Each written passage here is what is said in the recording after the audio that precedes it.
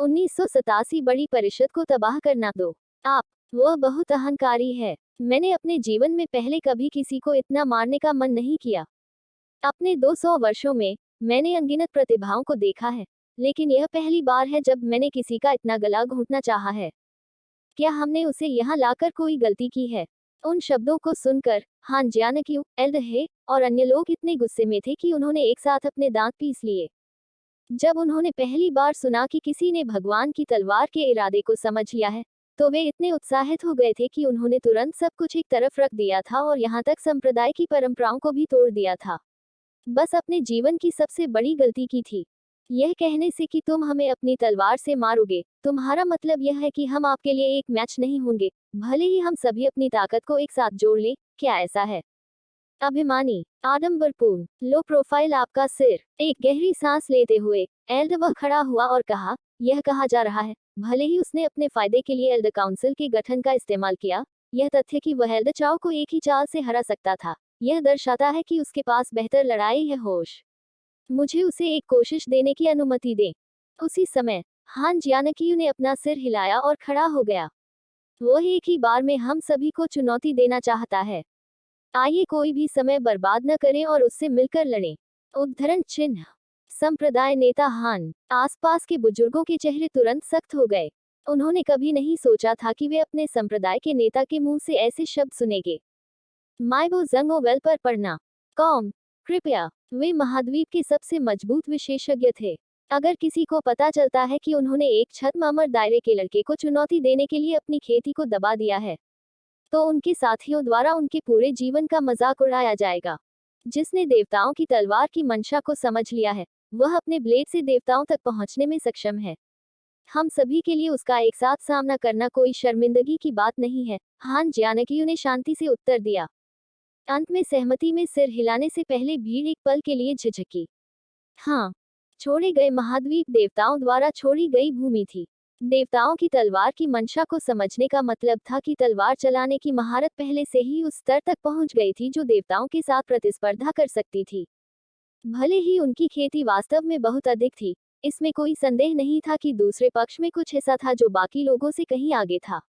अन्यथा यह केवल संस्थापक नहीं होता, जिसने संप्रदाय की स्थापना के बाद से कई हजार वर्षों में देवताओं की तलवार के इरादे को समझ लिया होता। हुआला, कई बुजुर्ग हाथ में तलवार लिए एल्डर काउंसिल के केंद्र में खुले स्थान पर चले गए। वे संप्रदाय के नेता हान जियानक्यू, एल्डहे, एल्डरबाई ये और 2 अन्य बुजुर्ग थे। कुल मिलाकर 5 लोग थे। उन 5 लोगों ने आरोही बादल तलवार मंडप के सर्वोच्च युद्ध कौशल का प्रतिनिधित्व किया। उनमें से हर एक को छोड़े गए महाद्वीप के शीर्ष 30 सबसे मजबूत काश्तकारों में स्थान दिया गया था। एक पल रुको, उसके सामने दुर्जय लाइनअप के बावजूद झांग शुबान कम से कम घबराया हुआ नहीं लग रहा था। इसके बजाय ऐसा लग रहा था कि बोलने से पहले उन्होंने राहत की सांस ली। क्या आपको नहीं लगता कि एक सादा युद्ध बहुत उबाऊ है? चूंकि हम लड़ने जा रहे हैं, इसलिए चीजों को थोड़ा और दिलचस्प बनाने के लिए हम कुछ भी लाइन में लगा सकते हैं। आप शर्त लगाना चाहते हैं? एल्डरबाई ये की भौहें एक अशुभ संकेत के रूप में उसके दिमाग पर छा गईं। यह पैसा दिमाग वाला आदमी उन्हें भी साफ करने के बारे में नहीं सोच रहा होगा, है ना? संप्रदाय के नेता और 6 संप्रदायों में से एक के 4 सबसे मजबूत बुजुर्गों के रूप में, अगर वे अपनी ताकत एक साथ रखने के बावजूद भी लूट लिए गए। एल्डरबाई ये को यकीन नहीं था कि क्या वह अभी भी इस दुनिया में मौजूद रहने की ताकत पा सकेंगे। वे निश्चित रूप से पूरे इतिहास में छोड़े गए महाद्वीप में सबसे बड़ा मजाक बन जाएंगे। शर्त, आप किस तरह का दांव लगाना चाहते हैं? हान जियानक्यू ने पूछा। अगर मैं द्वंद्व जीतता हूँ, तो कुछ ऐसा है जो मैं आपसे पूछना चाहता हूँ। यदि आप उत्तर जानते हैं, तो मुझे आशा है कि आप इसका उत्तर ईमानदारी से दे सकते हैं। अगर मैं हार जाता हूँ, तो मैं अपने पहले के अनादर के लिए माफी मांगूंगा, झांग शुबान ने जवाब दिया। उन शब्दों को सुनकर एल्डरबाई का दिल आखिरकार थोड़ा शांत हो गया। जब तक कोई पैसा शामिल नहीं है तब तक सब ठीक है। सच कहूं तो उसे ऐसा लगा जैसे शर्त शब्द से वह पहले ही आहत हो चुका है। हर बार जब कोई यह शब्द कहता, तो वह तुरंत घबरा जाता। आप एक प्रश्न करना चाहते हैं? यहाँ तक अगर आप यह लड़ाई हार भी जाते हैं, तो भी मुझे आपके संदेह का जवाब देने में कोई बुराई नहीं दिखती, हान जियानक्यू ने उत्तर दिया।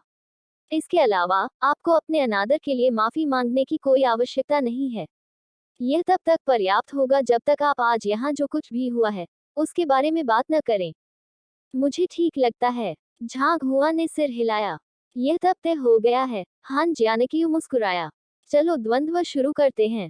एक गहरी सांस लेते हुए झांग शुवान ने अपनी तलवार उसके म्यान से खींची।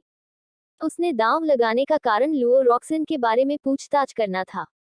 चूंकि दूसरा पक्ष इसके लिए सहमत हो गया था, अब उसे जो करना था वह लड़ाई जीतना था। जबकि हान जियानकियू ने कहा था कि युद्ध हारने पर भी वह अपने प्रश्न का उत्तर देगा। झांग हुआन को पता था कि लुओ रॉक्सन से संबंधित मामले को संभवतः छोड़े गए महाद्वीप के सबसे गोपनीय रहस्य के रूप में वर्गीकृत किया गया था। आखिरकार यह तथ्य कि स्पिरिट गॉड पैलेस का चरित्र गॉड एक था, इसके अस्तित्व के महत्व के बारे में बहुत कुछ बताता है। जैसे वह हान जियानकियू की सद्भावना पर भरोसा नहीं कर सकता था। उन्हें बाद वाले को अपने सवालों का जवाब देने के लिए मजबूर करने के लिए एक सम्मोहक कारण की आवश्यकता थी। वह इस द्वंद्व को खोने का जोखिम नहीं उठा सकता था। जबकि वह हर समय एक इत्मीनान से मोर्चा रखता था, वह जानता था कि उसके सामने विरोधियों को हराना कोई आसान उपलब्धि नहीं होगी। उनमें से किसी एक के साथ व्यवहार करना उसके साधन के भीतर अच्छा होगा, लेकिन उन सभी से एक ही बार में निपटना निश्चित रूप से कुछ परेशानी पैदा करेगा। इस बीच हान जियानकियू ने अन्य 4 बुजुर्गों की ओर देखा और कहा, वह व्यक्ति है जिसने भगवान की तलवार के इरादे को समझ लिया है। उसे कम आंकना एक भयानक गलती होगी। हमें शुरुआत से ही बाहर जाना होगा। सहमत, अन्य 4 बुजुर्गों ने गंभीरता से उत्तर दिया। यह बात उन्हें भी समझ आ गई। सिर्फ यह तथ्य कि झांग जुआन एक ही चाल में चाओहुओ को हराने में सक्षम था, उसकी ताकत साबित हुई। हान जियानकियू की तलवार फूट पड़ी क्योंकि उसने पहली चाल का दावा किया था। जबकि उन्होंने अपनी खेती को कम छद्म अमर क्षेत्र में दबा दिया था, उनकी तलवार का इरादा अभी भी एक असीम महासागर की तरह आगे बढ़ रहा था। उनकी उपस्थिति ने एक ऐसा एहसास छोड़ दिया जैसे कोई अंतहीन रसातल में लगातार गिर रहा हो। बचना भी नामुमकिन था। यह देखकर झांग शुवान ने युद्धपूर्वक अपनी आंखें सिकोड़ ली। जैसा कि संप्रदाय के नेता से अपेक्षा की जाती है, हान जियानकियू की तलवारबाजी में महारत पहले एल्डर चाओहुओ की तुलना में बहुत अधिक थी। जैसे ही उसने कोई कदम उठाया, झांग जुबान पहले से ही उस पर भारी दबाव महसूस कर सकता था। कमियां। झांग हुआन ने चाहा, उन सभी को एक साथ चुनौती देने का मुख्य कारण उनकी खामियों का विश्लेषण करना था। उसके लिए ऐसा करने का यह सही मौका था। Wing library of heaven's path के भीतर एक पुस्तक के भौतिक होने से पहले एक हल्की चर्चा हुई थी। उस पर हल्के से टैप करते हुए ज्ञान उसके सिर में प्रवाहित हो गया। हान जियानकियू, आरोही बादल तलवार मंडप के 23वें संप्रदाय के नेता, अर्ध देवत्व दायरे का किसान, एमरल्ड रिपल टाइट स्वॉर्ड्समैनशिप को समझा, जिसके परिणामस्वरूप उनकी तलवारबाजी की अथक प्रकृति हुई। कुल 23 दोष हैं, अर्थात अर्ध देवत्व क्षेत्र का किसान। झांग हुआ ने एहसास में सिर हिलाया। तो यही वह क्षेत्र है जो उच्च अमर से ऊपर है। उसने पहले देखा था कि हान जियानकियू की ताकत एल्डर बाय ये और एल्डर हे की ताकत से काफी ऊपर थी, और वास्तव में ऐसा ही था। जबकि सामने अर्थ उपसर्ग था। यह तथ्य कि इसमें देवत्व एक शब्द था, यह दर्शाता है कि वह किस तरह का भयावह अस्तित्व था। लेकिन हान जियानकियू जितना शक्तिशाली था, एक बार जब उसकी साधना को छद्म अमर दायरे में दबा दिया गया था, तो उसके लिए एक मैच होने का कोई रास्ता नहीं था। लाइब्रेरी ऑफ हेवंस पाथ में परिलक्षित दोष झांग जुबान को बिना किसी परेशानी के उसे हराने की अनुमति देगा। झांग जुबान ने अपनी तलवार को हान जियानकियू की तलवारबाजी में दिखाई देने वाली खामियों में से एक की ओर घुमाया। उसकी हरकतें एक महान अजगर की तरह थोप रही थी, और उसकी तलवारबाजी ने देवताओं की तलवार के इरादे की अदम्य आभा को ले लिया।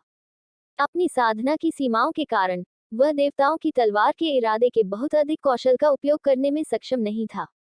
हालांकि उसकी साधना स्वर्गीय छद्म अमर की ओर बढ़ने के साथ यह पहले से ही उसके शरीर के साथ जुड़ गई थी, जिससे वह अपनी वास्तविक शक्ति का 70 से 80% तक लगा सकता था। हान जियानकियू को उम्मीद नहीं थी कि झांग जुबान अपनी चाल की खामियों को सिर्फ एक नजर से देख पाएगा। स्तब्ध होकर वह एक कदम पीछे हट गया क्योंकि उसने जल्दी से दूसरों को अपने साथ आने का इशारा किया। चलो उस पर एक साथ हमला करें। इस बिंदु पर अन्य ने भी अपनी तैयारी पूरी कर ली थी। 4 तलवारें 4 अलग अलग दिशाओं से झांग शुवान की ओर लपकी। एक धातु की कर्कश ध्वनि बंशी के रोने की याद दिलाती है जो पूरे कमरे में गूंजती है। कमियां। बस एक मामूली कदम के साथ झांग शुवान अपने सहयोगी अपराध से आसानी से बचने में सक्षम था। उसी समय लाइब्रेरी ऑफ हेवंस पाथ में 4 पुस्तकें एक झटके के साथ भौतिक हो गईं। जल्द ही उसने 4 प्राचीनों के बारे में भी कुछ हद तक समझ हासिल कर ली। संप्रदाय के नेता हान ज्यानकियू के अलावा एल्डर वह समूह के सबसे मजबूत विशेषज्ञ थे। उनकी साधना अर्ध देवत्व क्षेत्र तक भी पहुंच चुकी थी। एल्डर बाय ये और एल्डर हुआन किंग दोनों स्वर्गीय उच्च अमर क्षेत्र में थे और वे अर्ध देवत्व क्षेत्र तक पहुंचने से बस एक कदम दूर थे। 5वें बुजुर्ग का उपनाम उनके जैसा ही था और उनका पूरा नाम झांग वुशांग था। उनकी खेती बाकी समूह की तुलना में स्पष्ट रूप से कम थी, केवल सांसारिक उच्च अमर पर होने के कारण। हालांकि सिर्फ इसलिए कि उसकी खेती निचले स्तर पर थी, इसका मतलब यह नहीं था कि वह समूह में सबसे कमजोर था। इसके विपरीत झांग वुशांग की तलवारबाजी की महारत वास्तव में एल्डर हे से ऊपर थी। जबकि वह अभी भी हान ज्यानकियू से मेल खाने से कुछ दूर था, अंतर बहुत बड़ा नहीं था। नतीजतन वह जिन 4 बुजुर्गों का सामना कर रहा था, उनमें से जिसने उसके लिए सबसे बड़ा खतरा पैदा किया, वह वास्तव में झांग वुशांग था। उनकी प्रत्येक तलवारबाजी की अपनी खामियां और समस्याएं हैं, लेकिन मुद्दा यह है कि उनकी सजगता बहुत तेज है। इससे पहले कि मैं उनकी कमजोरियों में से एक का फायदा उठा सकूं, दूसरा तेजी से हस्तक्षेप करने के लिए कदम उठाएगा। कुछ वार करने के बाद झांग जुबान का रंग और भी भयानक लग रहा था। वह जानता था कि उनके खिलाफ जीतना आसान नहीं होगा, लेकिन वे उसकी अपेक्षा से अधिक कठिन विरोधी थे। फसेकिन कॉन्टिनेंट के शीर्ष विशेषज्ञों की अपेक्षा के अनुरूप हे जिंगक्सुआन और अन्य लोग उनकी तुलना करना शुरू नहीं कर सकते थे। झांग शुआन ने सोचा, निर्णायक प्रहार से निपटने के लिए मुझे एक सामूहिक समूह के रूप में उनके उद्घाटन की गणना करनी होगी। मास्टर टीचर कॉन्टिनेंट पर वापस उन्होंने देखा था कि एक इकाई के रूप में कई व्यक्तियों के बीच सहयोग को देखना संभव है और उस पर लाइब्रेरी ऑफ हेवेंस पाथ को एक पुस्तक संकलित करना है। स्वाभाविक रूप से यह प्रत्येक व्यक्ति का विश्लेषण करने से कहीं अधिक उपयोगी होगा। स्वर्ग के पथ का पुस्तकालय हिल गया और एक पुस्तक भौतिक हो गई। यह 5 तलवार अभ्यासियों के सहयोग की जानकारी और खामियों से भरा था। मैं देख रहा हूँ, झांग जुबान ने एहसास में सिर हिलाया।